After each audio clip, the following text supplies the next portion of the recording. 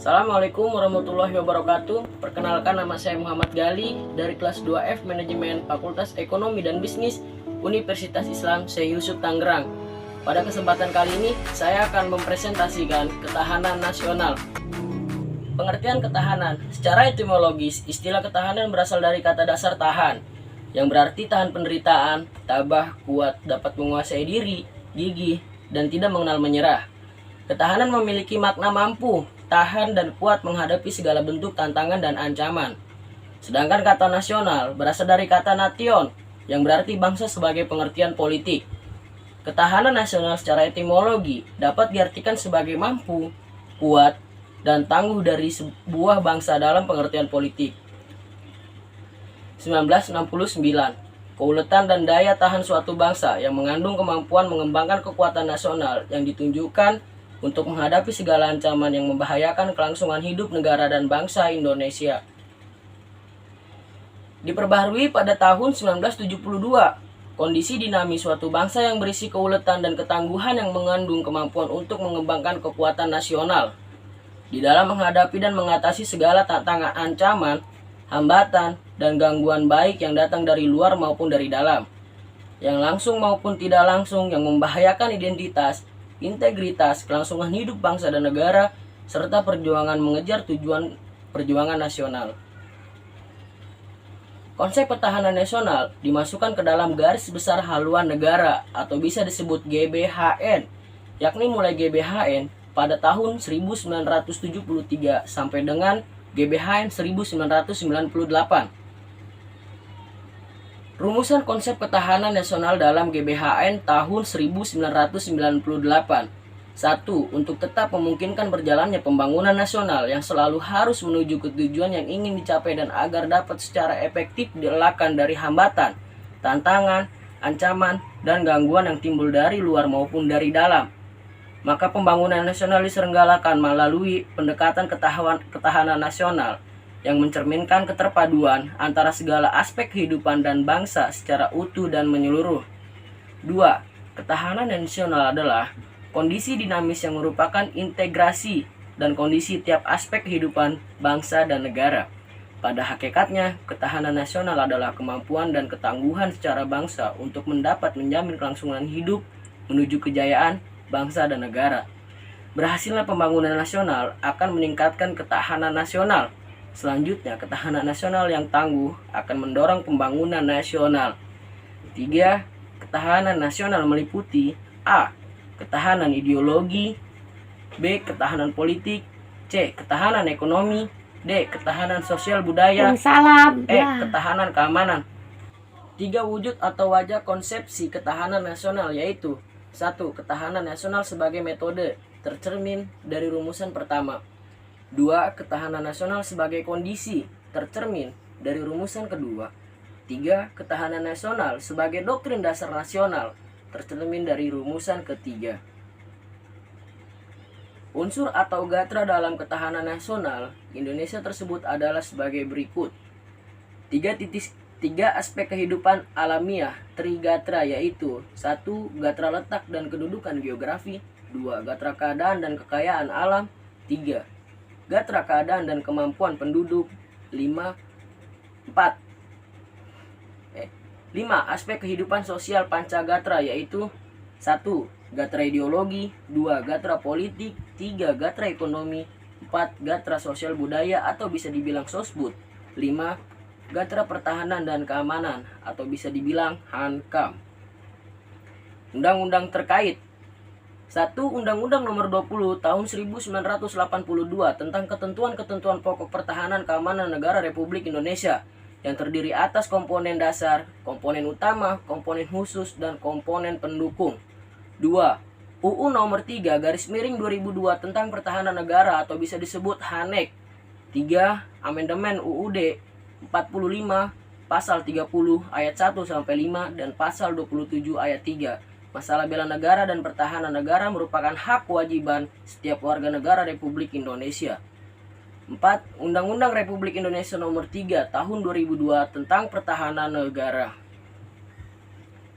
Dengan rahmat Tuhan Yang Maha Esa, Presiden Republik Indonesia menimbang A. bahwa pertahanan negara bertindak tolak pada falsafah dan pandangan hidup bangsa Indonesia untuk menjamin keutuhan dan tetap tegaknya negara kesatuan Republik Indonesia yang berdasarkan Pancasila. B. Bahwa pertahanan negara sebagai salah satu fungsi pemerintah negara yang merupakan usaha untuk mewujudkan suatu kesatuan pertahanan negara guna mencapai tujuan nasional, yaitu untuk melindungi segenap bangsa dan seluruh tumpah darah Indonesia, memajukan kesejahteraan umum, mencerdaskan kehidupan bangsa, dan ikut serta melaksanakan ketertiban dunia yang berdasarkan kemerdekaan, perdamaian abadi, dan keadilan sosial. C. Bahwa dalam penyelenggaraan pertahanan negara, setiap warga negara mempunyai hak dan kewajiban untuk ikut serta dalam upaya pembela negara sebagai pencerminan kehidupan kebangsaan yang menjamin hak-hak warga negara untuk hidup setara, adil, aman, damai, dan sejahtera. D. Bahwa usaha pertahanan negara dilaksanakan dengan membangun, memelihara, mengembangkan, dan menggunakan kekuatan pertahanan negara berdasarkan prinsip-prinsip demokrasi, hak asasi manusia, kesejahteraan umum, lingkungan hidup, ketentuan hukum sosial, hukum internasional, dan kebiasaan internasional, serta prinsip hidup berdampingan secara damai. Studi kasus, menurut buku putih pertahanan tahun 2008, ancaman yang membahayakan keamanan dan kelangsungan hidup berbangsa dan bernegara itu ada dua, yaitu 1. Ancaman militer, 2. Ancaman non-militer. Ancaman militer, ancaman yang menggunakan kekuatan bersenjata yang terorganisasi, yang dinilai mempunyai kemampuan yang membahayakan kedaulatan negara, keutuhan wilayah negara, dan keselamatan segenap bangsa. Ancaman militer dapat berupa agresi, pelanggaran wilayah, pemberontakan bersenjata, sabotase, spionase, aksi teror bersenjata, ancaman keamanan laut dan udara, serta konflik komunal. Ancaman non-militer, ancaman yang menggunakan faktor-faktor militer, yang dinilai mempunyai kemampuan yang membahayakan kedaulatan negara, keutuhan wilayah negara, dan keselamatan segenap bangsa. Ancaman berdimensi ideologi, contoh ialah gerakan kelompok radikal sebagai salah satu ancamannya. Motif yang melatar belakangi gerakan-gerakan tersebut dapat berupa dalih agama, etnik, atau kepentingan rakyat. Contoh gerakan Aceh Merdeka. Ancaman berdimensi politik dapat bersumber dari luar negeri maupun dari dalam negeri. Dari luar negeri, ancaman dilakukan oleh suatu negara dengan melakukan tekanan politik terhadap Indonesia, intimidasi, provokasi, atau blokade politik merupakan bentuk-bentuk ancaman nirmiliter berdimensi politik yang seringkali digunakan oleh pihak-pihak lain untuk menekan negara lain. Ancaman berdimensi ekonomi dapat dikelompokkan menjadi dua, yaitu internal dan eksternal. Dalam konteks Indonesia, ancaman dari internal dapat berupa inflasi dan pengangguran yang tinggi, infrastruktur yang tidak dapat memadai, penetapan sistem ekonomi yang belum jelas, ketimpangan distribusi pendapatan dan ekonomi biaya tinggi. Sedangkan secara eksternal dapat berbentuk indikator kinerja ekonomi yang buruk, daya saing rendah, ketidaksiapan menghadapi era globalisasi, dan tingkat dependensi yang cukup tinggi terhadap asing. Ancaman yang berdimensi sosial budaya dibedakan antara ancaman dari dalam dan ancaman dari luar. 1. Ancaman dari dalam didorong oleh isu-isu kemiskinan, kebodohan, keterbelakangan, dan ketidakadilan. Isu tersebut menjadi titik pangkal timbulnya permasalahan seperti separatisme, terorisme, kekerasan yang melekat berurat dan berakar, dan bencana akibat perbuatan manusia. 2. Ancaman dari luar timbul bersamaan dengan dinamika yang terjadi dalam format globalisasi. Hal ini ditandai dengan penetrasi nilai-nilai budaya dari luar negeri yang sulit dibendung, yang mempengaruhi nilai-nilai di Indonesia. Kemajuan teknologi informasi mengakibatkan dunia menjadi kampung global yang interaksi antar masyarakat berlangsung dalam waktu yang aktual. Dibedakan antara ancaman dari dalam dan ancaman dari luar. Ancaman berdimensi teknologi informasi. Ancaman berdimensi teknologi informasi adalah munculnya kejahatan yang memanfaatkan kemajuan iptek tersebut, antara lain kejahatan siber dan kejahatan perbankan.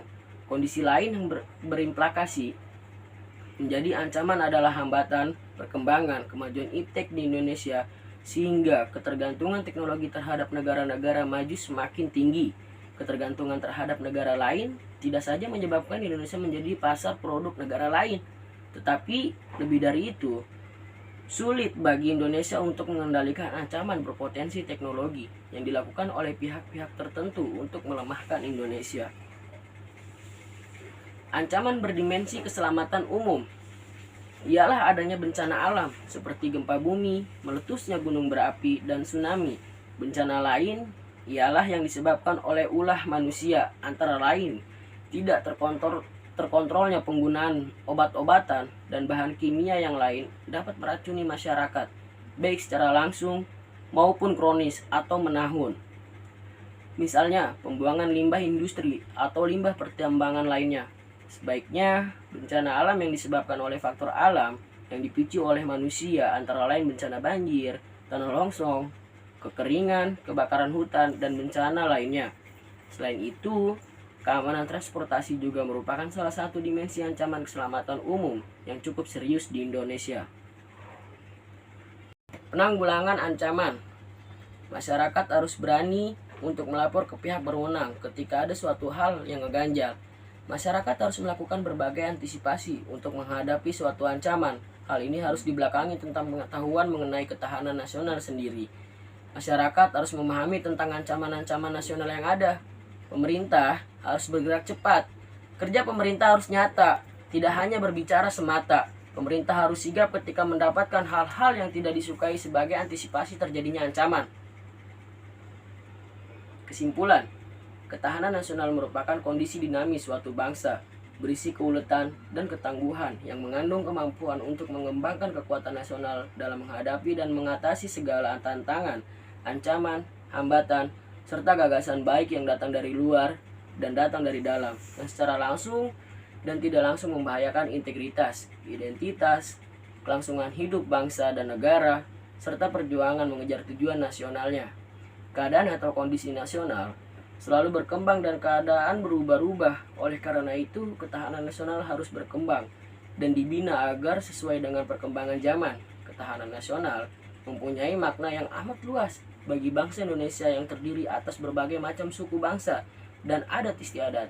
Ketahanan nasional perlu dipahami secara komprehensif dan terpadu, baik secara personal maupun sosial, untuk kemudian diwujudkan secara nyata di bumi Nusantara. Dalam konteks inilah, ketahanan nasional merupakan sebuah amanat yang harus diperjuangkan bersama-sama oleh setiap komponen bangsa, sesuai dengan kemampuan dan kapasitas masing-masing. Baik, kurang lebihnya mohon maaf dari saya Muhammad Gali. Wabillahi taufiq wal hidayah. Wassalamualaikum warahmatullahi wabarakatuh.